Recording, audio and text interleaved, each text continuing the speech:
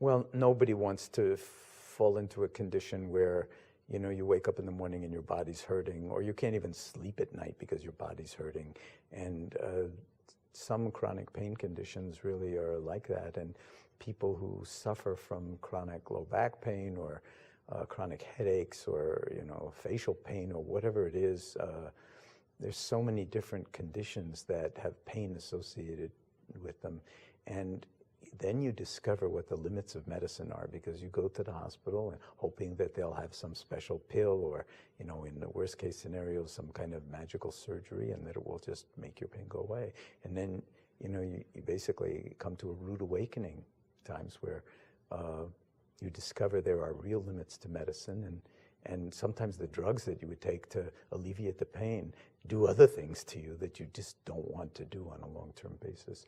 So we see people, again, who have long-term chronic pain diagnoses and conditions, and we invite them to actually turn towards their pain, tune in to the sensations, and to stop using the word pain altogether, and or be aware of how much you're using the word pain, and instead substitute like discomfort, and then zero in, just drill down into what you mean when you're talking about pain, and say, well, like, what is it in the body? What kind of sensations are they? Are they rending? Are they pulling? Are they crushing? Are they, and there are all sorts of descriptors that actually help us to get a sense of what's called the nociceptive dimension of pain, how it is in the body, the somatic element of it. Then there's all the thoughts about the pain, like this is killing me, it's going to ruin the rest of my life. That's not pain.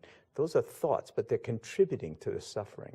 So we can make a differentiation between the bare sensations and the total suffering package that, to a large extent, we're generating ourselves through our thoughts and our, reactive emotions around it. Once you cultivate mindfulness, you learn to uncouple the somatic sensations from all the thoughts and emotions, and that actually, you still have the sensations, they can still be unpleasant, but the knowing of unpleasant sensations is actually liberated from the suffering. And it's just the way things are.